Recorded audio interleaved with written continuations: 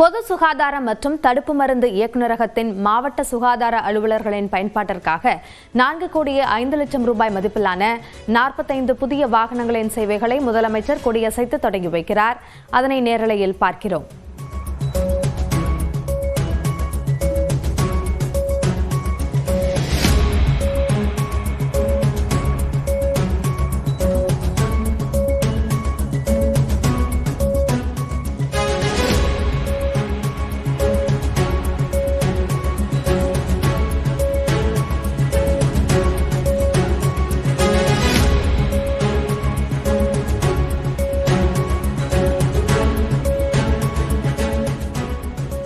சுகாதார அலுவலர்களுக்கு தேவைப்படும் 45 வாகனங்களின் சேவையை தற்போது முதலமைச்சர் தொடங்கி வைத்திருக்கிறார்.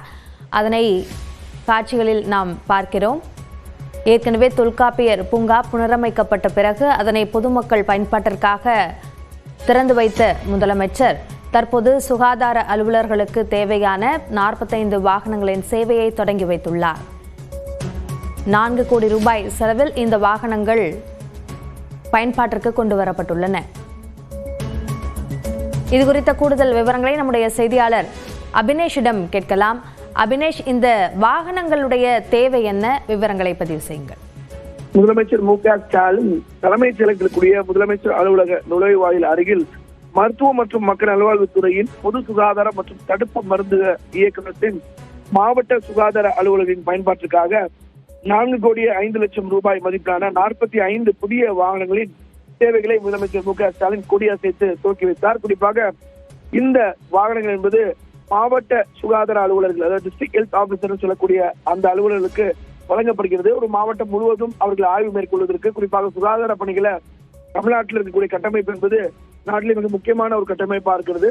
எனவே இன்னைக்கு கிராமப்புறங்களிலும் இந்த ஆரம்ப சுகாதார நிலையங்கள் என்பது செயல்படக்கூடிய நிலையில, வெற்றிகரமாக செயல்படக்கூடிய நிலையில தொடர்ந்து இந்த மருத்துவ மற்றும் மக்கள் நல்வாழ்வுத்துறை அதற்கான பணிகளை மேற்கொண்டு வராங்க. அந்த அடிப்படையில் ஒரு டிஸ்ட்ரிக்ட் ஹெல்த் ஆபீஸருக்கான இந்த வெஹிக்கிளை இன்னைக்கு முதலமைச்சர் கொடுத்திருக்கார். அதனால மாவட்டம் முழுவதும் அவர்கள் ஆய்வு மேற்கொள்வதற்கு, அதே போல பொதுமக்களுக்கு தேவையான அத்தியாவசிய அந்த மருத்துவ சேவை கிடைப்பதற்கான பணிகளை மேற்கொள்வதற்கு உள்ளிட்ட அலுவலக பயன்பாட்டிற்காக இந்த வாகனங்கள் பயன்படுத்தப்படும். அபிநயா, விரிவான விவரங்களுக்கு நன்றி அபினேஷ்.